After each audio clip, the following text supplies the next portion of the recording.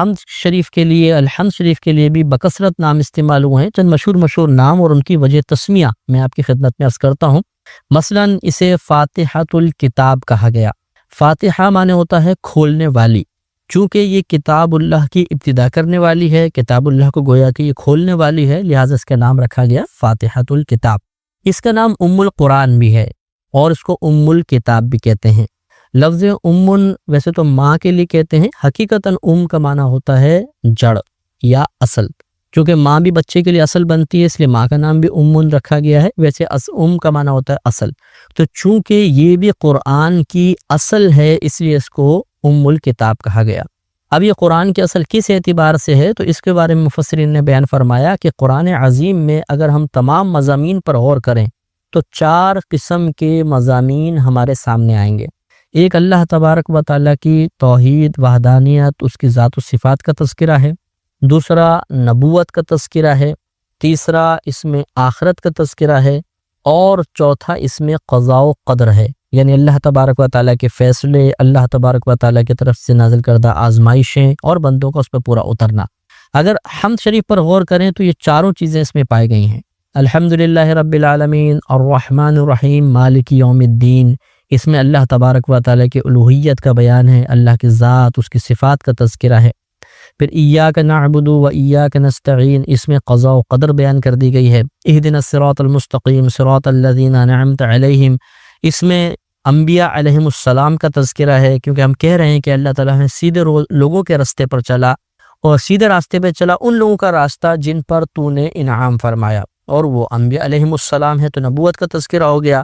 اور اس کے بعد غیر المغضوب علیہم ولا الضالین، ہم کہتے ہیں کہ اللہ تعالیٰ ہمیں ان کے راستے پہ نہ چلا جن پر تیرا غضب نازل ہوا اور جو گمراہ ہو گئے۔ تو اس میں پھر آخرت کا تذکرہ ہے کہ آخرت میں عذاب ہوگا وہ گمراہ جو شخص ہوئے۔ اسی طرح مالک یوم الدین میں بھی آخرت کا تذکرہ ہے۔ تو چونکہ قرآن پاک کے مضامین کا خلاصہ اس صورت میں جمع کر دیا گیا، اس لیے اس کو ام الکتاب کہا گیا۔ اس کا ایک نام سورۃ الحمد بھی ہے، چونکہ اس میں اللہ تعالیٰ کی حمد بیان کی گئی ہے، اس کو سورۃ الحمد بھی کہتے ہیں۔ اس کا ایک نام سورۃ الدعاء بھی ہے، کیونکہ اس میں دعا ذکر کی گئی ہے، اہدنا الصراط المستقیم صراط الذین انعمت علیہم سے لے کر آخر تک، لہٰذا اس کا نام ایک سورۃ الدعاء بھی ہے۔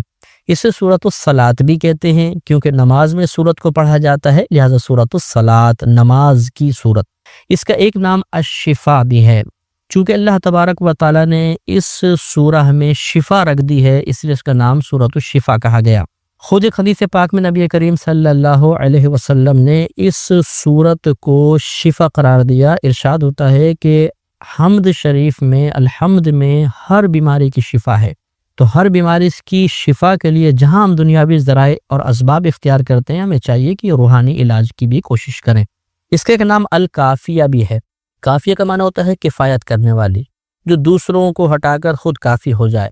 تو چونکہ نماز میں حمد اگر ہو تو دوسری صورتوں کی بسا اوقات حاجت نہیں ہوتی ہے، جیسے فرض کی تیسری اور چوتھی میں، لیکن جو صورتیں ہیں وہ کبھی حمد کے بغیر نہیں ہوتی ہیں، لہٰذا اس کو کافیہ کہا گیا کہ دوسری صورتیں اس کے بغیر نہیں ہوتی ہیں، یہ دوسروں کے بغیر کفایت کر جاتی ہے، اس کو الکافیہ نام دیا گیا۔ اس کے علاوہ بھی اور بھی اس کے بہت سارے نام ہیں، سورۃ الکنز بھی ہے، رقیہ بھی اس کا نام رکھا گیا ہے، وغیرہ وغیرہ، وافیہ بھی نام آیا ہے۔ تو یہ بہت سارے اس کے نام ہیں، جس سے ظاہر ہوتا ہے کہ یہ سورت بارگاہ الہی میں، بارگاہ رسالت میں بہت زیادہ مقبول ہے۔ اس کے بہت سے فضائل بھی ذکر کیے گئے ہیں حصول برکت کے لیے۔ ایک فضیلت بخاری شریف جلد نمبر 2 اور اس کا صفحہ نمبر 479 پر حضرت ابو سعید خدری رضی اللہ تعالیٰ عنہ سے مروی حدیث پاک ہے، جس سے اس کی فضیلت کی طرف اشارہ ہوتا ہے۔ یہ کہتے ہیں کہ ہم ایک سفر پر جا رہے تھے تو راستے میں ایک لڑکی ملی، اس نے ہمیں کہا کہ ہمارے جو قبیلے کا سردار ہے اسے بچھو نے ڈنگ مار دیا ہے، اور ہمارے پاس ابھی وہ حضرات موجود نہیں ہیں جو دم وغیرہ کرتے ہیں، تو اگر تم میں سے کسی کو دم آتا ہے تو وہ آ کر علاج کرے۔ حضرت ابو سعید خدری رضی اللہ تعالیٰ عنہ فرماتے ہیں کہ ہم میں ایک شخص تھے کہ جو دم کے بارے میں کوئی مشہور نہیں تھے، انہوں نے کہا چلو میں جاتا ہوں۔ وہ گئے اور دم کیا، اور اللہ تبارک و تعالیٰ نے اس سردار کو شفا عطا فرمائی۔ وہ بہت خوش ہوا، اس نے ہم سب کو دودھ پلایا اور 30 بکریاں بطور انعام ہمیں دی۔ اب ہمارے درمیان یہ بحث چڑھ گئی، ہم نے اس شخص سے پوچھا کہ کیا تم پہلے دم کرتے تھے، تمہیں آتا ہے دم کرنا؟ اس نے کہا مجھے تو کوئی دم یا منتر نہیں آتا، میں نے تو ام الکتاب پڑھ کر اس پر دم کر دیا تھا، اللہ نے اس کو شفا عطا فرما دی۔ تو اب ہمیں یہ بحث چھڑی کہ کیا ہمارے لیے یہ انعام جائز ہے یا نہیں۔ تو ہم نے آپس میں کہا کہ ہمیں اس کے بارے میں بحث نہیں کرنی چاہیے، بلکہ ہم نبی کریم صلی اللہ علیہ وسلم کے بارگاہ میں حاضر ہوتے ہیں، وہاں سارا معاملہ ذکر کرتے ہیں اور دیکھتے ہیں کہ نبی کریم صلی اللہ علیہ وسلم ہمارے درمیان کیا فیصلہ فرماتے ہیں۔ اب ہم سب مدینہ منورہ آئے، بارگاہ رسالت میں حاضر ہوئے، تمام معاملہ عرض کیا، تو نبی کریم صلی اللہ علیہ وسلم نے بظاہر تعجب سے فرمایا کہ اس شخص کو کیسے پتہ چل گیا کہ یہ ایک دم ہے، یعنی الحمد شریف دم کر سکتے ہیں۔ پھر فرمایا کہ ان بکریوں کو تقسیم کرو اور اس میں ہمارا بھی حصہ رکھو۔ اس سے معلوم ہوا کہ الحمد شریف اگر کسی مریض پر دم کر دی جائے اور صحیح اخلاص کے ساتھ کی جائے اور وہ شخص کرے جو متقی ہے، پرہیزگار ہے، تو اللہ تبارک و تعالیٰ اس کی برکت سے شفا دیتا ہے، اور اس طرح دم کر کے کوئی اجرت لے لینا یہ جائز ہوتا ہے۔ میں نے پوچھا کہ کیا عورت مزارات اور قبرستان میں جا سکتی ہے؟ دیکھیں، عورت کے لیے ویسے تو یہ پہلے سمجھ لیں کہ نبی کریم صلی اللہ علیہ وسلم نے ارشاد فرمایا کہ پہلے میں نے تمہیں زیارت قبور سے روکا تھا، اب میں تمہیں اجازت دیتا ہوں کہ تم قبروں کی زیارت کرو، کیونکہ اس سے انسان کو نصیحت حاصل ہوتی ہے۔ اور جب نبی کریم، ابھی سرکار کا حکم ہے، اس میں نہ مرد کی تخصیص ہے نہ عورت کی تخصیص ہے۔ جب نبی کریم صلی اللہ علیہ وسلم کا ایسا کوئی حکم آ جائے جس میں خاص عورتوں کو یا مردوں کو مخاطب نہیں کیا، تو حکم دونوں کے لیے ہوتا ہے، گویا کہ اجازت دونوں کے لیے ہے۔ اس قسم کی حدیثوں سے اجازت نظر آتی ہے کہ عورت مزار پہ بھی جا سکتی ہے، قبرستان میں بھی جا سکتی ہے، لیکن فقہا نے ضرور بیان فرمایا کہ چونکہ صحابہ کرام علیہم الرضوان نے اس بات پر اتفاق کر لیا تھا کہ فتن زمانہ کی وجہ سے عورتیں مسجدوں میں جماعت کے لیے حاضر نہیں ہوں گی، تو جو جماعت واجب تھی اس سے عورتوں کو روک دیا، کیونکہ زمانے میں فتنہ ہے۔ تو قبرستان جانا اور مزارات پہ جانا تو زیادہ سے زیادہ مستحب ہے، یعنی جائیں تو ثواب ہو سکتا ہے، اچھی نیت کے ساتھ جائیں تو ثواب مل جائے، ورنہ نہ جانا کوئی گناہ نہیں ہے۔ ترک جماعت تو پھر اس میں کوئی گناہ کا پہلو تھا، لیکن فتنے کی وجہ سے جب اس کو صحابہ کرام نے منع کر دیا تو یہ مستحب کام تو بدرجہ اولیٰ منع ہوگا، لہذا فقہا نے ارشاد فرمایا کہ عورتیں اپنے گھر سے ہی ایصال ثواب کریں، قبرستان اور مزارات نہ جائیں۔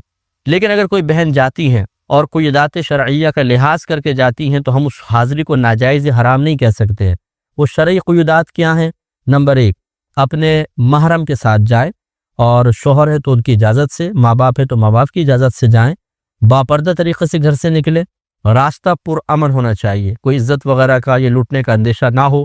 اسی طریقے سے جہاں پر وہ جا رہی ہیں جس مقام پہ، وہاں عورتوں مردوں کا اختلاط نہ ہو، ملتے ہوئے نہ ہو، بے پردگی نہیں ہوگی، ایک ساتھ گھس رہے ہیں دروازے میں اور قریب قریب ہے، ایسا نہیں۔ اگر عورتوں کا دروازہ علیحدہ ہے، مردوں کا علیحدہ ہے، علیحدہ علیحدہ بیٹھیں گے اور مردوں سے آمنا سامنا نہیں ہوگا، تو پھر ان شرائط کے ساتھ اچھا پھر یہ بھی فقہا نے لکھا کہ وہاں جا کر رونا پیٹنا نہ کریں یا ادب میں حد سے آگے نہ بڑھیں، جیسے کہ علماء نے حاضری مزار کا طریقہ یہ بیان کیا کہ آپ قدموں کی طرف سے آئیں۔ یہ حدیث میں بھی سرکار نے فرمایا سر کی طرف سے نہ ہو کہ اس سے مردہ پلٹ کی دیکھتا ہے تو اس کو اذیت ہوتی ہے، تو قدموں کی طرف سے آئیں اور اس طرح سینے کے سامنے کھڑے ہو جائیں اس صاحب مزار کی کہ ہماری پشت کمر کی طرف ہو اور ہمارا چہرہ ان کے سینے کی طرف ہو، اور 4 قدم کے فاصلے پہ کھڑے ہوں۔ جو آپ نے قرآن پاک وغیرہ پڑھنا ہے پڑھیں، جو آپ ایصال ثواب کرنا چاہتے ہیں، جو برکت کے لیے پڑھنا چاہتے ہیں پڑھ لیں۔ اس کے بعد اللہ تعالیٰ کی بارگاہ میں دعا مانگیں اور بس ایسے پلٹ آئیں۔ علماء نے منع کیا ہے کہ قبر کو ہاتھ لگایا جائے، قبر کو چوما جائے یا اور کسی ایسے فعل کا ارتکاب، بلکہ ادب یہی لکھا ہے کہ 4 قدم کے فاصلے پر رہیں، جیسا ان بزرگ کی زندگی میں ان سے دور ادباً رہتے ہیں ایسے ان کے مزار سے بھی فاصلہ رکھا جائے۔ تو ان قیودات کا لحاظ کر کے اگر کوئی بہن جاتی ہیں تو بہرحال جانا جائز ہے، لیکن افضل یہی ہے کہ وہ اپنے گھر سے ہی ایصال ثواب کرے۔ اور یہ جو حدیث بیان کی جاتی ہے کہ جو عورت اپنے گھر سے مزار کی قبرستان کی زیارت کے لیے نکلے تو اس پہ اللہ کی لعنت ہوتی ہے، یہ فرشتوں کی لعنت ہوتی ہے، یہ حدیث اسی چیز کے ساتھ مقید کی گئی ہے کہ جب وہ عورت قیودات شرعیہ کے خلاف نکلے، بے پردہ نکلے، راستہ پرفتن ہو، وہاں عورتوں مردوں کا اختلاط ہوگا، یہ قبر پہ جا کے روئیں گی، پیٹیں گی، چلائیں گی یا بے ادبی میں حد سے آگے گزر جائیں گی تو ان پر اللہ کی لعنت ہوگی، ویسے نہیں ہے۔ کسی بھائی نے پوچھا ہے کہ صلی اللہ علی محمد، کیا یہ پورا درود پاک ہے؟ جی، پورا درود پاک سے مراد کہ ایک پورا مکمل مفہوم جو درود سے مراد ہوتا ہے وہ حاصل ہو جائے۔ درود کیا ہوتا ہے کہ اللہ تبارک و تعالیٰ سے نبی کریم صلی اللہ علیہ وسلم کے لیے رحمت کی دعا کرنا۔ تو صلی اللہ علی محمد کا مطلب ہے اللہ تعالیٰ محمد پر رحمت نازل فرما۔ یہ مطلب اس لحاظ سے تو بالکل صحیح ہے، لیکن ہم اکثر یہ کہتے ہیں کہ کوشش کریں کہ نبی کریم صلی اللہ علیہ وسلم کی آل مبارک اور اصحاب پر بھی ہو تو بہت بیسٹ ہے۔ تو صلی اللہ علی محمد و آلہ وبارک وسلم یا آلہ و صحبہ وبارک وسلم بہت اچھا ہے، ذرا اس کو طویل کر لیا جائے۔ ایک بھائی نے کہا کہ سوشل میڈیا پر ریلز وغیرہ میں دیکھ کر وظائف اختیار کرنا کیسا ہے؟ کوئی کہتا ہے کہ اتنی بار پڑھ لو تو دولت ہی دولت ہوگی، کوئی کہتا ہے بڑی برکت ہوگی، کوئی کہتا ہے جنت مل جائے گی، حکم کیا ہے؟ دیکھیں آج کل آپ کو پتہ ہے کہ لوگ کسی بھی طریقے سے چاہتے ہیں کہ لوگ ہماری طرف متوجہ ہوں، وہ لائک کریں، وہ بس کلک کر دیں، اس سے ارننگ کے چانسز ہوتے ہیں۔ اس کے لیے پھر لوگ دین کو بھی نہیں چھوڑتے ہیں، دو اکاؤنٹ بنائے ہوتے ہیں، ایک پہ شیطان ناچ رہا ہوتا ہے اور دوسرے پہ وہ دینی معاملات ڈال رہے ہوتے ہیں اور بغیر معلومات کے، تاکہ بس کسی بھی طریقے سے لوگ ہماری طرف آئیں اور ارننگ ہو جائیں۔ لہٰذا سوشل میڈیا پر ڈالی گئی چیزوں کو میں یہ تو نہیں کہوں گا کہ معاذ اللہ سب کے سب غلط ہیں، لیکن قابل اعتماد ہوں یہ بھی ٹھیک نہیں ہے۔ اس طرح فوراً اعتماد نہ کیا کریں۔ اگر اس طرح کے وظائف سے دولت ہی دولت ملتی، جیسے بعض اوقات مین ہیڈنگ لگائی ہوتی ہے، تو یہ خود یہاں بیچارہ کیوں چند ٹکوں کے لیے پریشان بیٹھا ہوا ہے اور الٹی سیدھی باتیں ڈال رہا ہے؟ جا کے پڑھے اور دکھائے لوگوں کو کہ کتنی دولت آئی۔ یہ سب اس طرح کچھ نہیں ہوتا۔ جو اللہ تبارک و تعالیٰ نے آپ کی تقدیر میں لکھا ہے، آپ وظیفہ اختیار کریں نہ کریں وہ ضرور ملے گا۔ ہاں، چونکہ وسیلہ اختیار کرنا نبی کریم صلی اللہ علیہ وسلم کی سنت ہے، لہذا اگر کوئی برکت کے لیے وظیفہ پڑھا تو منع بھی نہیں، لیکن کوشش کریں کہ وہ مستند ذرائع سے ثابت شدہ ہو۔ آپ میری کتاب قرب الہی لے لیں، اس میں ایسے سنت سے ثابت بہت سارے وظیفے ہیں کہ آپ پڑھیں گے تو انشاءاللہ 11 اس میں وظیفے لکھے ہیں، رزق کو بڑھانے کے سلسلے میں بہت بیسٹ ہے، اور سب کے سب اکابرین سے ثابت ہیں، تو ان کو اختیار کر لیں، یا کوئی بھی ایسی کتاب سے آپ پڑھیں یا کسی عالم سے لیں تو بیسٹ ہے۔ ایک بھائی نے پوچھا تھا کہ ایک ہمارے ہاں بوڑھے شخص ہیں، وہ اکثر بغیر ہیلمٹ کے موٹر سائیکل لے جاتے تھے باہر اور سبزی لینے کے لیے۔ وہ آج کل ہمارے کراچی میں ای چالان چل رہا ہے، تو ایک دفعہ پولیس والوں نے روکا، جب چیک کیا تو اتنے چالان ہو چکے تھے کہ 42,000 روپے بن گئے تھے۔ تو ان بابا نے کہا کہ بھائی 42,000 کی تو میری موٹر سائیکل نہیں، موٹر سائیکل رکھو، مجھے بس گھر تک چھوڑ دو۔ تو پولیس والوں نے ان کو کہا کہ چلیں اچھا آپ موٹر سائیکل لے جائیں۔ اب سوال یہ کر رہے ہیں کہ کیا اس طرح پولیس والوں کا چھوڑنا کیا جائز ہے، اور اس کا وبال کس پر ہوگا، یعنی گورنمنٹ کو پیسے نہیں پہنچے وغیرہ وغیرہ؟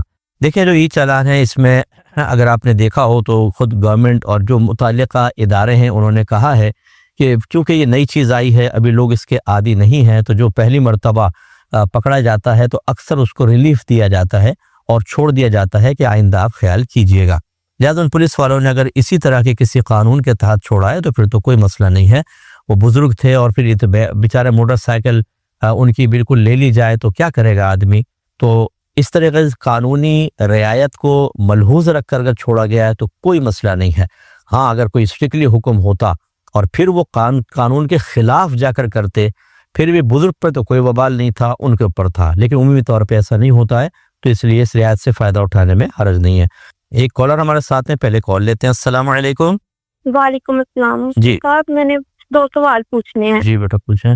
میں نے پہلا سوال ہے کہ کیا 2 طلاقیں ہوئیں اور عدت ختم ہو گئی، تیسری طلاق عدت کے بعد لکھی ہی عدت کے بعد گئی، تو کیا وہ مانی جائے گی، اس کی کوئی شرعی حیثیت ہوگی؟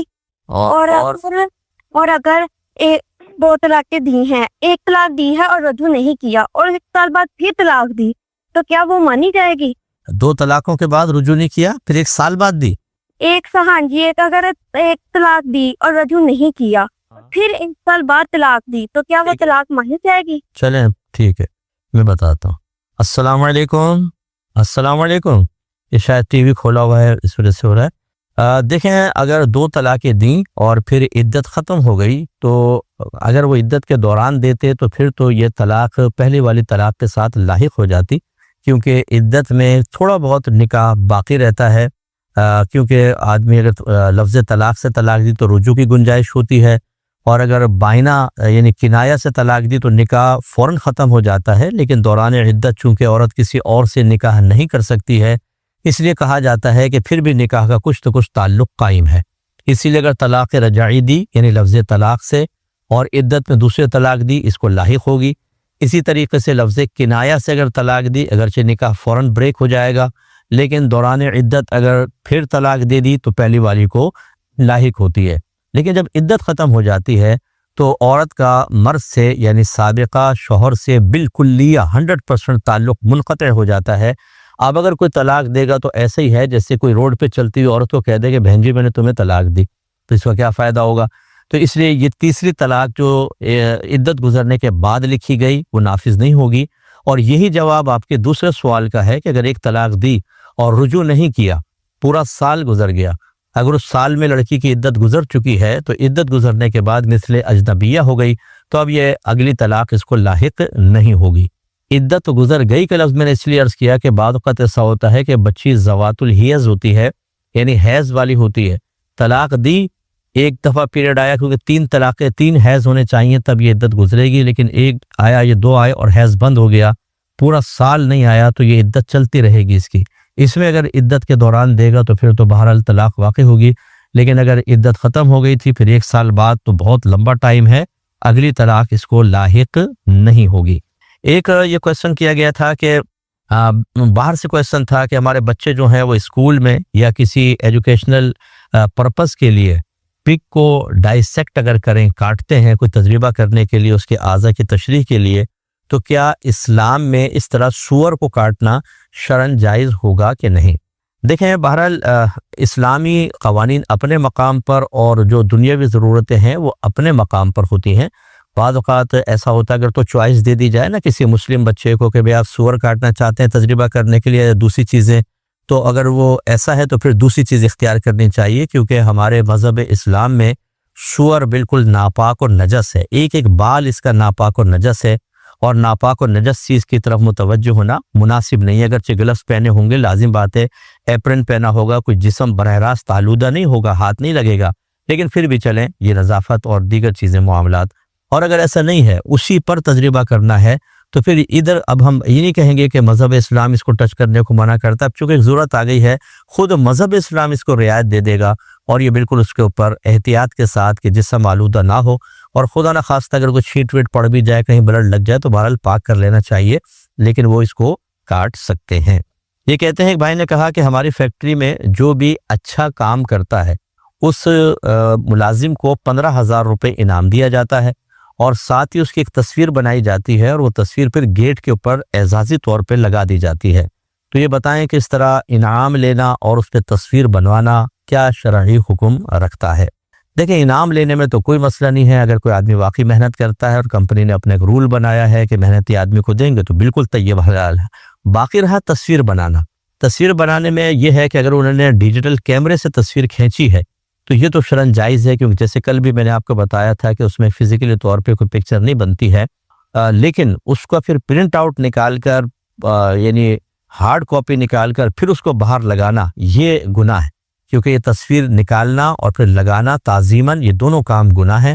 اب یہ جو آدمی ہے جس نے 15,000 لیے، جو امپلائی ہے، اگر یہ اس سے راضی نہیں ہے، صرف اتنا ہے کہ لے لیا ٹھیک ہے اور تصویر کھنچوا لی، باقی اس کا پرنٹ نکالنا، اس کو لگانا اس سے راضی نہیں ہے، تو اس پر کوئی وبال نہیں ہوگا، یہ پکچر بنوا سکتا ہے، کیونکہ آگے کا پروسیس اس کی مرضی کے بغیر وہ کمپنی از خود کر رہی ہے، لہٰذا اس کی کوئی گرفت نہیں ہے، آپ بالکل کر سکتے ہیں۔ ایک بھائی نے کہا کہ یہ پروگرام میں شامل کر لیں کہ ایک عورت کا شوہر کا انتقال ہوا یا شوہر طلاق دی اور اس کے 4 بچے ہیں جن کی عمر بالترتیب 15 سال، 17، 18، 26 سال۔ یہ عورت امریکہ میں اپنے بچوں کے اس پہلے شوہر کے جو بچے ہیں ان کے ساتھ رہتی ہے، جاب کرتی ہے اور ان کے ساتھ رہتی ہے، ان کے معاملات کو دیکھتی ہے، اور پھر اس عورت نے ایک دوسرا نکاح کیا جو دوسرے ملک میں اس کا شوہر تھا۔ اب 4 سال ہو گئے ہیں، وہ اپنے بچوں کے ساتھ رہتی ہے، شوہر دوسرے ملک میں ہے، اور وہ بار بار اس کو بلاتا ہے کہ مجھے تمہاری ضرورت ہے، تم میرے پاس آؤ یا بچوں کو بھی لے آؤ، لیکن بچے اب بڑے ہو گئے ہیں، ان کا اپنا معاملہ ہے، لیکن وہ عورت اس کے پاس نہیں آتی، بلکہ وہ کہتی ہے بس میں وہیں رہ کے بچوں کی دیکھ بھال کروں گی، کیا حکم شرع ہے؟ دیکھیں بالکل غلط ہے۔ پہلی بات تو اگر عورت کو اسی طرح اپنے بچوں کے پاس رہنا تھا اور بغیر نکاح کے وہ رہ سکتی تھی تو دوسرے نکاح کی حاجت نہیں تھی، لیکن جب انہوں نے نکاح کر لیا تو شوہر کے حقوق اب اس کو پورے کرنا لازم ہوگا، اور شوہر کا بہت زبردست قسم کا حق ہے۔ نبی کریم صلی اللہ علیہ وسلم نے ارشاد فرمایا کہ اگر میں کسی مخلوق کو سجدہ کرنے کا حکم دیتا تو بیویوں کو حکم دیتا کہ اپنے شوہروں کو سجدہ کرے، اور رحمت کونین صلی اللہ علیہ وسلم نے مزید ارشاد فرمایا کہ عورت پر سب سے زیادہ حق اس کے ماں باپ کا ہوتا ہے، لیکن جب شادی ہو جائے تو سب سے زیادہ حق اس کے شوہر کا ہوتا ہے۔ اب अगर वो शौहर के हुकूक में कोताही की मुर्तकिबा होंगी तो रात दिन गुनाह कबीरा की मुर्तकिब हैं, गुनाहगार हो रही हैं। अगर वो समझ रही हैं कि मैं बच्चों की खिदमत कर रही हूँ और ये मेरा कोई नेक काम है तो ठीक है, एक जहद से नेकी भी है, लेकिन क्या इस नेकी की वजह से दूसरे शौहर के तमाम हुकूक सल्ब करने का वबाल उन पर कुछ भी नहीं होगा? बिल्कुल होगा। अगर वो नहीं मानती हैं, इनके पास नहीं आती हैं, तो बरोज़ क़यामत अल्लाह तबारक व तआला हस्बैंड वाइफ को खड़ा करेगा। जितना इस औरत ने हुकूक में कोताही की होगी, इसकी नेकियां निकाल कर शौहर के नाम अमाल में डाली जाएंगी, और खुदा न खास्ता अगर मामला पूरा ख़त्म ना हुआ तो शौहर की बुराइयां इनके नाम अमाल में डाली जाएंगी। और फिर जो भी ऐसा चाहिए, बीवी का ही मसला नहीं, अगर शौहर करेगा उसके साथ भी ऐसा ही है।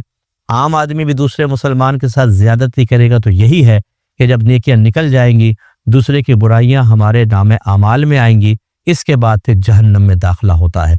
इसलिए हमारी बहनों को चाहिए, हमारे भाइयों को चाहिए कि शादी से पहले हुकूक और फ़राइज़ को अच्छी तरह जानें। अगर ऐसी कोई प्रॉब्लम थी तो पहले ही शौहर से डिस्कस कर लेते, उससे अपने हक मुआफ़ करवा लेती या उसके हुकूक मुआफ़ करवा लेती, या शादी ही ना करती। लेकिन बहरहाल अभी औरत गुनाहगार हो रही है, इन्हें फ़ौरन से पेशतर अपने शौहर को राज़ी करना चाहिए, या तो शौहर को वहाँ बुलाए या शौहर के पास आए। एक मुख्तसर सा ब्रेक लेंगे, हमें यकीन है कि आप हमारे साथ ही रहेंगे। बिस्मिल्लाहिर्रहमानिर्रहीम। पहले कॉल्स लेंगे, फिर इंशाल्लाह जवाबात। अस्सलामु अलैकुम। वालेकुम सलाम जी। मुफ्ती साहब, मेरा सवाल ये है जी। कि अगर खावन नान नफका ना दे तो फिर उसकी जेब पॉकेट में से पैसे निकालना जायज़ है? ठीक है, और जी, और मैं बताता हूँ इंशाल्लाह। एक और कॉलर हैं। अस्सलामु अलैकुम। वालेकुम जी बहन। जी मुफ्ती आपने आपकी आवाज़ कट रही है, ज़रा दोबारा कहिएगा, शायद लाइन में डिस्टर्बेंस। मुझे 2 तलाक नहीं, लाइन में प्रॉब्लम, मादरत चाहता हूँ, दोबारा ट्राई कर लीजिएगा।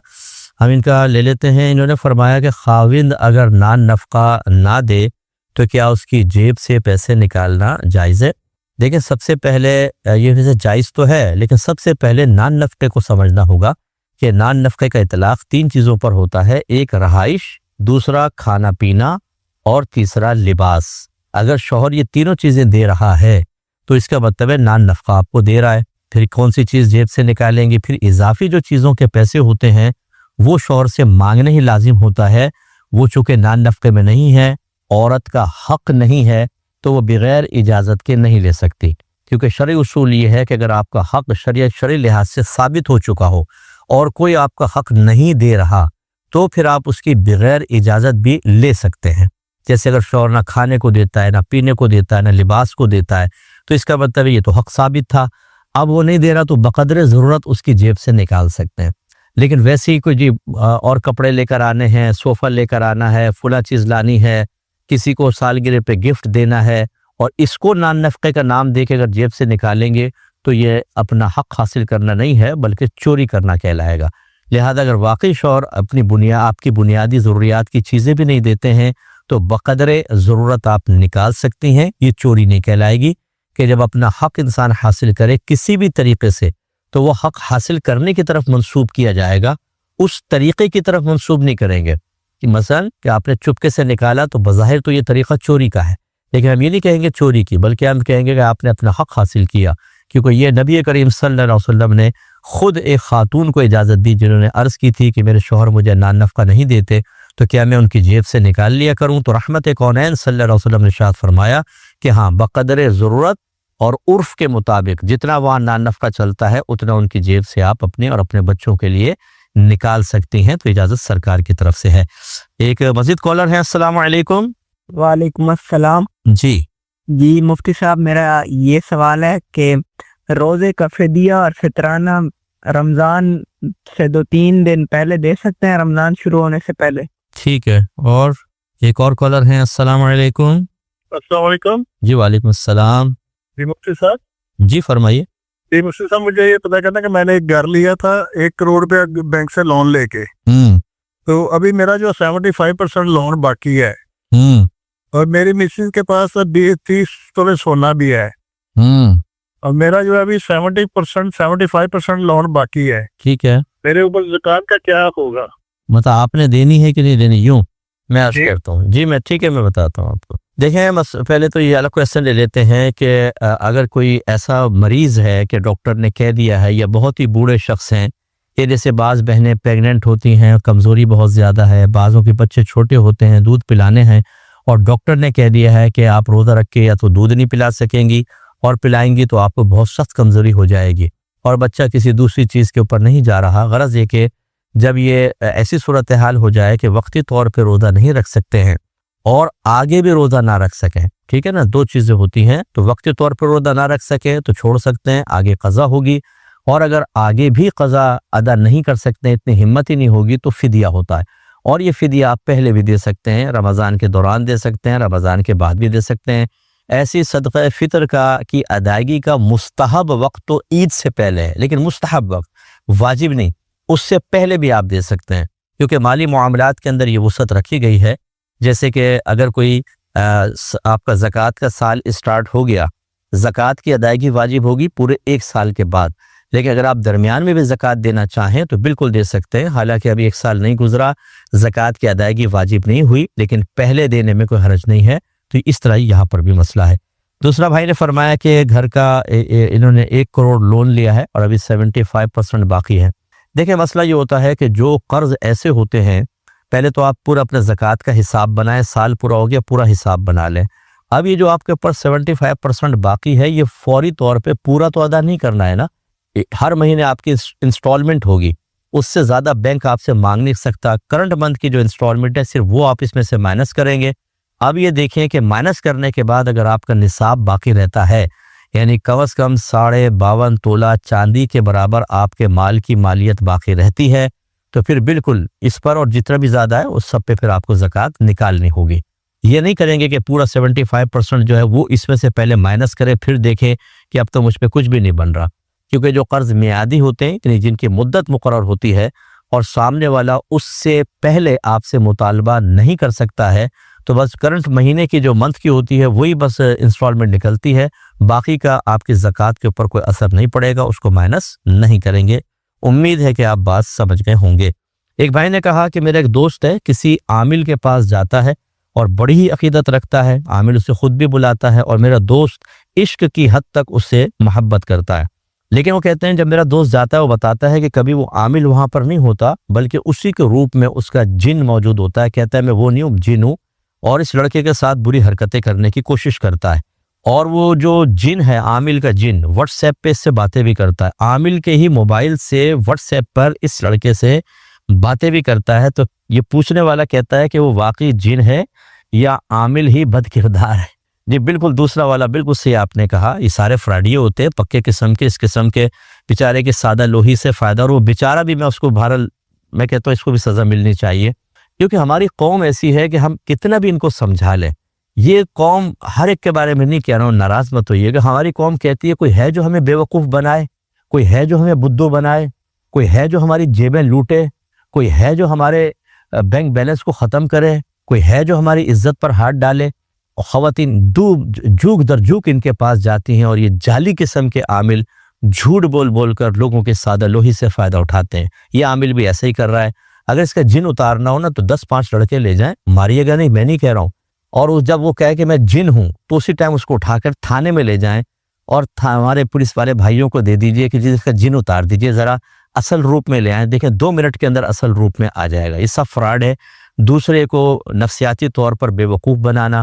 یہ آپ دیکھیں گے بہت سے بھائی، کوئی ناراض مت ہوئیے گا، یوٹیوب پہ بیٹھے ہوں گے اور ایسے جنات کی باتیں کریں گے کہ جیسے ان کے گھر کے اندر رہتے ہیں، جنات کے ساتھ رہتے ہیں، یہ جن یوں کرتے ہیں، یوں کرتے ہیں، یوں کرتے ہیں، لوگ حیران ہیں کہ یار اتنا معلومات رکھتا ہے، یہ سب فراڈ اور جھوٹ، بالکل جھوٹ اپنے پاس سے بنا کے، تاکہ لوگوں کا اعتماد قائم ہو، پھر لوگ ہم سے رجوع کریں اور ہمارے لیے دیگر معاملات کرنا آسان ہو جائے۔ تو غرض ہے کہ یہ بالکل جھوٹ ہے، کوئی ایسا نہیں ہوتا، یہ اپنی نفسانی خواہش کو پورا کرنے کے لیے اس کو بیوقوف بنا رہا ہے۔ اب اگر یہ بھی بیوقوف بننا چاہتا ہے آپ کا دوست، تو بہرحال کیا کر سکتے ہیں، اب آخرت میں بوال ہوگا، ورنہ اتنا کوئی بدھو نہ بنے، اسی ٹائم اس کو ایک دفعہ پکڑ لیں ذرا، یا 2-4 لڑکے جیسے میں نے کہا لے جاؤں، چلو تھانے، دیکھیں جن نہ اترے تو فقیر کا نام بدل دیجیے گا۔ یہ کہتے ہیں کہ ہم اکثر فیس بک یا کسی اور پلیٹ فارم پر اپنے فوٹو اپلوڈ کرتے ہیں، تو لوگ انگلش میں اس پہ کمنٹس دیتے ہیں، اور بعض اوقات غلط اسپیلنگ کے ساتھ لکھے ہوتے ہیں، جس سے معنی کے بدل جانے کا اندیشہ ہوتا ہے۔ تو کیا ہم ان کے وہ کمنٹس ڈیلیٹ کریں یا نہ کریں؟ دیکھیں ڈیلیٹ کرنے کی ضرورت نہیں ہوتی، بعض اوقات اسپیلنگ مسٹیکس تو ہر چیز کے اندر ہو جاتی ہے تھوڑی بہت. ہم اپنے ایک معافی ضمیر کو ذکر کر رہے ہیں، ایک بات بیان کرنا چاہتے ہیں، اور اس میں اگر اسپیلنگ کی مسٹیک ہو جاتی ہے تو اسپیلنگ کی مسٹیک سے معنی متعین نہیں ہوں گے، میرا مقصود تو دوسرا ہے. تو بہرحال کمنٹس آپ کو ختم کرنے کی حاجت نہیں ہے. ہاں اگر آپ دیکھیں کہ بالکل کوئی بعض اوقات ایسا ہوتا ہے کہ جیسے آپ آئی فون میں خاص طور پہ ہے کہ آپ کچھ لکھ رہے ہوتے ہیں تو وہ خود سجیسٹ کرتا ہے کچھ لفظ، آپ لکھتے کچھ ہیں آ جاتا ہے کچھ، اور آپ بغیر دیکھے فارورڈ کر دیتے ہیں، اس سے گڑبڑ پیدا ہو جاتی ہے اور بعض اوقات تو معنی ہی بدل جاتے ہیں. اس قسم کا کوئی ہو تو اس کمنٹس کو آپ ہٹا دیں، کمنٹ کو ہٹا دیں کہ ایسا نہ ہو دوسرے پڑھیں تو کوئی غلط قسم کا مفہوم لے لیں، پھر بالکل ٹھیک ہے. ورنہ تھوڑی بہت اسپیلنگ ادھر ادھر ہو جائے تو آپ پر کوئی وبال نہیں، اس کو باقی رہنے دینا جائز ہے. ایک بہن نے پوچھا کہ کیا نفاس کے دنوں میں عورت گھر سے باہر نہیں نکل سکتی ہے؟ اکثر گھروں میں رواج ہے کہ کہتے ہیں جب تک عورت نفاس میں رہے گی گھر سے باہر نہیں جائے گی. دیکھیں نفاس کیا ہوتا ہے کہ جب بچہ پیدا ہوتا ہے تو ہماری بہنوں کو بلیڈنگ ہوتی ہے جس کی زیادہ سے زیادہ مدت 40 دن ہے، یعنی مسلسل بلیڈنگ ہوتی رہے تو 40 دن تک نفاس ہے. اور اس نفاس کے اندر بالکل حیض والا حکم ہوتا ہے کہ نماز اور روزہ دونوں معاف ہے، نماز کی قضا نہیں ہوتی، روزے کی قضا بعد میں کرنی ہوگی. اور اگر یہ 40 سے آگے بڑھ گیا 41 42 تک چلا گیا تو بس اب بیماری کا خون بن گیا. 40 دن کے بعد غسل کریں اور نماز شروع کر دیں. یہ میں ضمناً مسئلہ تھوڑا سا ذکر کر رہا ہوں، اچھا ہے معلومات ہو جائیں. لیکن جو ہمارے گھر کی بڑی بوڑھیاں کرتی ہیں بہت غلط قسم کا معاملہ کرتی ہیں، ابھی بہنیں اچھی طرح سمجھ لیں کہ اس کی زیادہ کی مدت تو مقرر ہے، کم کی کوئی مقرر نہیں. لہذا فرض کر لیں 7 دن آیا اور اس کے بعد بند ہو گیا، پورا دن عورت نے انتظار کیا نہیں آیا تو غسل کر کے نماز شروع کرنا واجب ہے. اور ہماری یہ جو گھر کی بڑی خواتین ہوتی ہیں جنہوں نے کوئی مسئلہ کبھی بھی نہ کتاب سے سیکھا ہوتا ہے نہ کسی عالمہ سے، یہ کہتی ہے پاگل ہو گئی ہو، 40 دن تک تو عورت ناپاکی رہتی ہے، تو پھر یہ 21 دن کی نماز یہ قضا کروا دیتی ہیں اور گناہ گار ہوتی ہیں، اور گناہ کبیرہ ہے، بہت بڑا گناہ ہے. اسی طریقے سے یہ ہے حالت نفاس میں عورت بالکل باہر جا سکتی ہے، حالت حیض میں باہر جا سکتی ہے، کس نے منع کیا ہے؟ ہاں یہ ایک الگ بات ہے کہ یوں کہیں کہ بھی جیسے بعضوں کو توہم ہوتا ہے کہ ایسا نہ ہو کہ اوپرا ہو جائے گا، کہتے ہیں کہ وہ جن وغیرہ مائل نہ ہو جائے، وہ ایک توہم ایک الگ چیز ہے. لیکن اگر اس کو شرعی حکم کے طور پہ بیان کر رہے ہیں کہ حالت نفاس میں عورت گھر سے باہر نکل ہی نہیں سکتی، بالکل غلط ہے، جا سکتی ہیں، اس میں کوئی حرج نہیں ہے. ایک بھائی نے پوچھا ہے کہ دعوت میں کھانا دیے گئے وقت پر نہ ملے تو مہمان کیا کرے؟ بھائی صبر کرے اور کیا کرے، کوئی سر تو پھاڑ نہیں سکتا. تو یہ ہوتا ہے بعض اوقات اونچ نیچ ہو جاتی ہے. اگر تو واقعی میزبان کی طرف سے کوتاہی اس کی کوئی مطلب جان بوجھ کر نہیں ہے، بعض اوقات کھانا لیٹ پہنچتا ہے، بعض اوقات کسی مین جو مہمان ہوتا ہے اس کا انتظار کر رہے ہوتے ہیں کہ وہ آ جائے تو کھانا کھولا جائے، تو تھوڑا صبر و تحمل کا مظاہرہ کر لینا چاہیے. اور اگر ویسی مطلب ہلڑ بازی میں لگے پڑے ہیں تو اگر صبر کر سکتے ہیں ٹھیک، ورنہ اٹھ کر آ کر اپنے گھر پہ آ کے کھانا کھا لیں. لڑائی جھگڑا فتنہ فساد کی اجازت نہیں ہے. اور اگر آپ یہ پوچھنا چاہتے ہیں کہ کیا میزبان گناہ گار ہوگا کہ نہیں ہوگا، تو اس میں گناہ کا تو کوئی تصور نہیں ہے کہ کوئی بھی اپنے آئے ہوئے مہمانوں کو تکلیف دینے کی نیت سے کھانے میں دیر میرے خیال میں نہیں کرے گا، تو یہ وبال ان پر نہیں ہوگا. انشاءاللہ حسن ظن قائم رکھنا چاہیے. ایک مزید بریک لیں گے، ہمیں یقین ہے آپ ہمارے ساتھ رہیں گے. بسم اللہ الرحمن الرحیم. ایک بہن نے کویسچن کیا تھا، یہ ہے تو ایسے، لیکن بہرحال چونکہ شاید یہ غلط فہمیاں بہت سارے گھروں کے اندر ہوں تو اس کو شامل پروگرام میں نے کیا.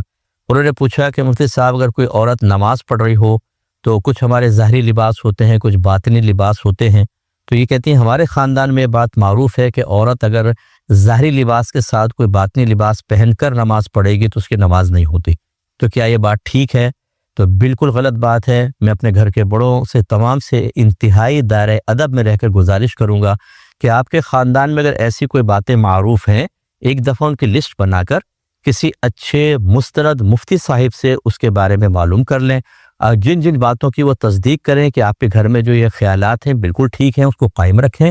اور اگر وہ کہتے ہیں کہ نہیں یہ خلاف شرع چیزیں ہیں تو خدا را اس کو باہر نکالیں، کیونکہ یہ سب خیالات تصورات یہ بدعت میں شمار ہوتے ہیں، اور بدعت بہت خطرناک ہوتی ہے، بعض اوقات جہنم تک پہنچانے کا سبب بن جاتی ہے، اور آپ کے لیے گناہ جاریہ بھی ہو سکتی ہے کہ آپ کی آنے والی نسلیں آپ ہی کی ان باتوں کو فالو کرتے ہوئے کسی کے نماز کے فساد کا حکم دے رہے ہوں گے، کبھی کسی کو کہہ رہے ہوں گے، جیسے بھی نفاس کی مثال دی کہ ابھی آپ پاک نہیں ہیں، نمازیں چھوڑ دیں، گناہ کبیرہ کے مرتکب ہو رہے ہوں گے، اور وبال بڑوں کے اوپر ہوتا ہے. تو لہٰذا کوئی اس میں حرج نہیں ہے کہ خاتون نے اگر ظاہری بات میں کوئی لباس پہنا ہو تو اس میں بالکل نماز ہو جائے گی. ایک بھائی نے پوچھا ہے کہ ایک ایپ ہے جو واٹس ایپ پر اس کا اکاؤنٹ بنایا جاتا ہے، پھر دوسروں کو اس پہ انوائٹ کیا جاتا ہے، انویسٹمنٹ بالکل بھی نہیں ہوتی، لیکن صرف انوائٹ کرنے کے اوپر پیسے ارن ہوتے ہیں، اس میں ارننگ ہوتی ہے، اور اس میں کئی دینی طالب علم بھی انوالو ہو گئے ہیں اور اس کے ذریعے ارننگ کر کے اپنا خرچہ نکالتے ہیں۔ تو اس طرح کا اکاؤنٹ بنانے کا کیا حکم ہے، انویٹیشن کا کیا حکم ہے؟ دیکھیں، جس نے بھی کوئی بھی ایسی کمپنی ہوگی، یقینی سی بات ہے کہ اس کو اس میں کوئی نہ کوئی بینیفٹس تو ہوں گے۔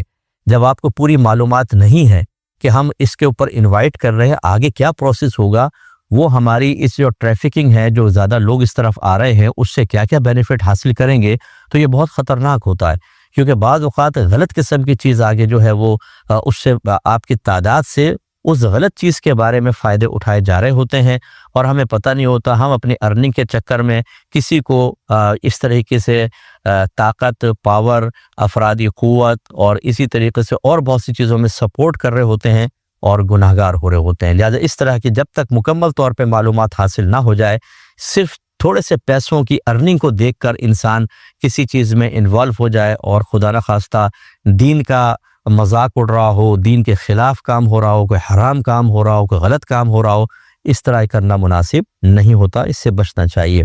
ایک بھائی نے پوچھا تھا کہ استاد شاگرد پر کس حد تک غصہ کر سکتا ہے، اور دوسرا ہے کہ اگر استاد کی کوئی بات شاگرد کے لیے دل آزاری کا سبب بن جائے تو کیا استاد پر وبال ہوگا؟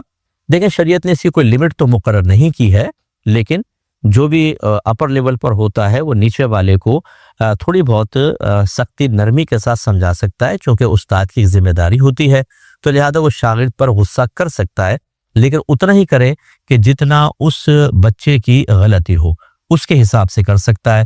لہذا اگر بچہ سبق یاد کر کے نہیں آیا تو کیا کرنا ہے، سبق یاد نہ کرنے کے ساتھ ساتھ وہ مذاق مستیاں بھی کر رہا ہے تو کیا کرنا ہے، گندی فوش حرکتوں کے اندر پڑ گیا ہے تو کیا کرنا ہے، گھر میں ماں باپ سے بدتمیزیاں کرتا ہے یا استاد سے دو بدو وہ بدتمیزی کر رہا ہے تو کیا کرنا ہے۔ اس میں دیکھیں، جیسے جیسے معاملہ بڑھتا ہے ویسے ویسے استاد کو پنشمنٹ کی اجازت ملے گی، لیکن ایسا نہیں ہوگا کہ اس کے منہ پہ تماچے مارے، یہ بھی اجازت نہیں ہوگی کہ ڈنڈے مار مار کے ہڈیاں توڑ دے، لیکن تھوڑا بہت اپنے استادی کا روب قائم کر کے بچے کو غلط حرکات سے روکنا، یہ استاد کی ذمہ داری ہے اور اس میں کوئی حرج نہیں ہے۔ میرے آقا صلی اللہ علیہ وسلم رحمت للعالمین ہیں، لیکن جب شرعی معاملات آئے تو میرے آقا صلی اللہ علیہ وسلم نے بھی شدت اور سختی فرمائی، جیسے خود ارشاد فرمایا بچہ 7 برس کا ہو جائے تو اس کو نماز کا حکم دو، اور 10 برس کا ہو جائے تو مار کر نماز پڑھاؤ۔ کہاں رحمت للعالمین، اور کہاں فرما رہے ہیں جو بچہ بھی مکلف بھی نہیں ہوا، بالغ بھی نہیں ہوا، لیکن بلوغت سے پہلے ایک فرض چیز کا عادی بنانے کے لیے فرما رہے ہیں کہ مار کر نماز پڑھاؤ، یہ شدت سختی۔ اسی طرح اگر کوئی نافرمانی میں مبتلا نظر آتا تو صحابہ کہتے ہیں کہ سرکار کے چہرے انور کا رنگ سرخ ہو جایا کرتا تھا، آپ ناراض ہو جایا کرتے تھے، بعض اوقات سلام کا جواب نہ دینا ثابت ہے، بعض اوقات ملاقات کے لیے گئے، کوئی ناگوار چیز دیکھی تو بغیر ملاقات کیے ناراض ہو کے واپس آنا سرکار سے ثابت ہے۔ تو لہذا یہ کہنا کہ جی یہ سب خلاف سنت ہے، دیکھیں سرکار تو بڑے رحمت للعالمین رحم دل تھے اور بڑے پولائٹلی سب چیز کرتے تھے، بالکل، لیکن آپ نے جلال مصطفیٰ کے اصل میں مظاہر نہیں دیکھے جو عین شریعت کے موافق ہیں، اور وہ قانون شرع کے تابع رہا کرتے تھے، لہذا کر سکتے ہیں۔ دوسرا یہ کہ شوہر کے استاد کی ڈانٹ ڈپٹ سے اگر شاگرد کی دل آزاری ہو، اگر استاد نے صحیح ڈانٹا ہے، صحیح گرفت کی ہے اور پھر اس کی دل آزاری ہو رہی ہے تو استاد کے اوپر کوئی وبال نہیں ہے، بالکل نہیں، کیونکہ وہ اپنی ذمہ داری پوری کر رہا ہے، اور اپنی ذمہ داری پوری کرتے ہوئے فطری تقاضے کے تحت باتوں کا، جیسے شوہر بیوی کو سمجھائے وہ ڈسہارٹ ہو جاتی ہے، ماں باپ بچوں کو سمجھاتے ہیں وہ ڈسہارٹ ہو جاتے ہیں، کوئی باس اپنے امپلائی کو سمجھا رہا ہوتا ہے وہ ڈسہارٹ ہو جاتا ہے، تو اس کا مطلب یہ تو نہیں ہے کہ صحیح پھر سمجھائے نہ اس کے ڈسہارٹ ہونے کی وجہ سے۔ ہاں، اگر استاد نے زیادتی کی ہے، مثال کے طور پر بچوں کو کوئی غلط قسم کے القابات دے دیتے ہیں، گالی بک دی کسی استاد نے خدا نخواستہ، اس سے بچے کی دل آزاری ہوئی، تو یہ تو چونکہ استاد کی اپنی ایک کوتاہی ہے، ایک غلطی ہے، لہٰذا اب اس دل آزاری کا اور یہ جو کوتاہی غلطی کی ہے اس کا بوال استاد کے اوپر ہوگا، اور استاد پر لازم ہے کہ وہ بچے سے معذرت کرے، معافی مانگ لے۔ یہ کوئی بری چیز نہیں ہوتی ہے، کیونکہ جب ہم نے قصور کیا ہے تو ہمیں اپنے آپ کو سزا کے لیے پیش کرنا چاہیے۔ اب سزا کا مطلب یہ نہیں کہ بچے کے ہاتھ میں ڈنڈا دے دیں، مطلب کہنے کا یہ ہے کہ اس سے معذرت کر لیں۔ اگر سب کے سامنے کوئی گندا لفظ کہہ دیا تھا، گالی دے دی تھی، تو سب کے سامنے استاد کو معذرت کرنی چاہیے، اس میں کوئی مسئلہ نہیں ہوگا۔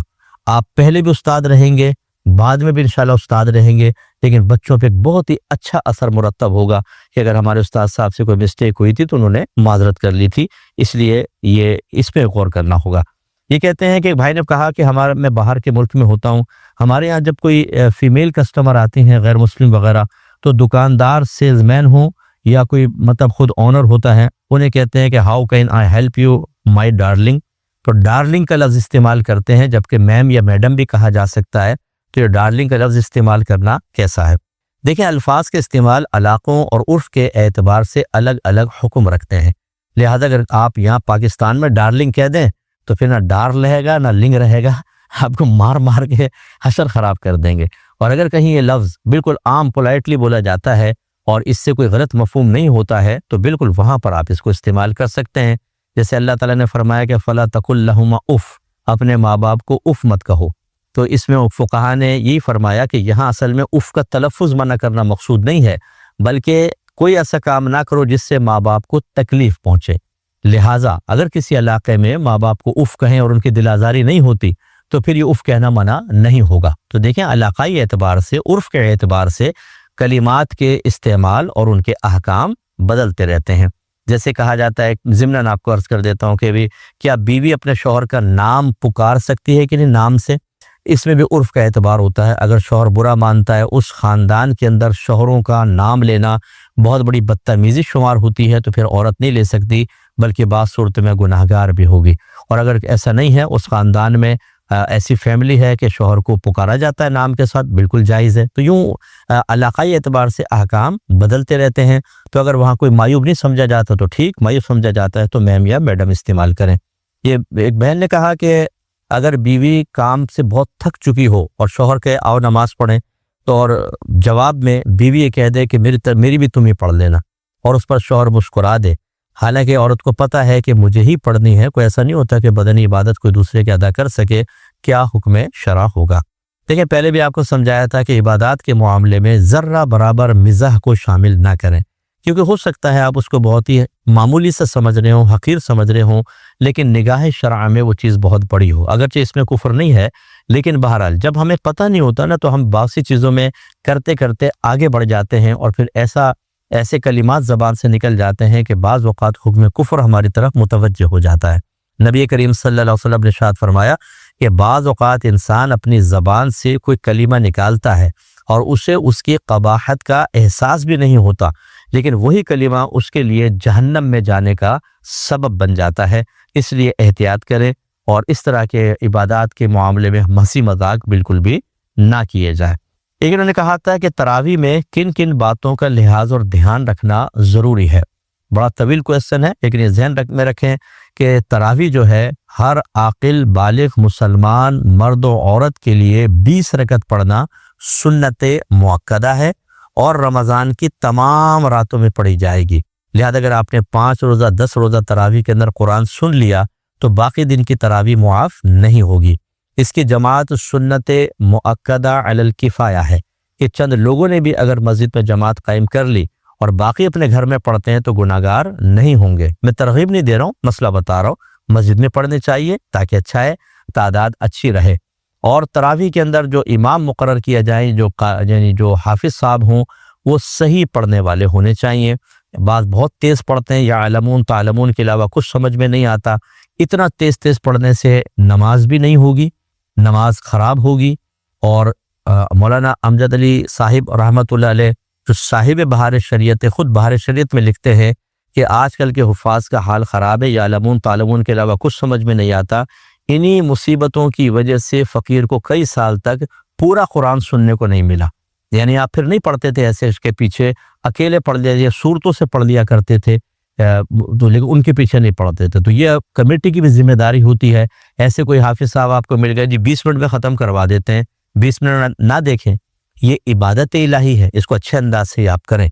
इसी तरीके से जो हाफिज़ साहब हों वो शरई मसाइल भी जानते हों, उन्हें मालूम हो तहारत के मसाइल क्या हैं, गुस्ल के, वुज़ू के, फिर नमाज के मुफ़सदात फासिद कैसे होती है, नमाज की शराइत, नमाज के फ़राइज़। ये कमेटियों की ज़िम्मेदारी है कि पहले हाफिज़ साहब का अच्छी तरह इम्तिहान लें, तब उन्हें मुसल्ले पे खड़ा करें कि सिर्फ हमारी नमाज खुश इल्हानी से नहीं हो रही, ये कुरान अच्छा पढ़ रहे हैं, बाकी चीज़ों का भी ख्याल करना होगा।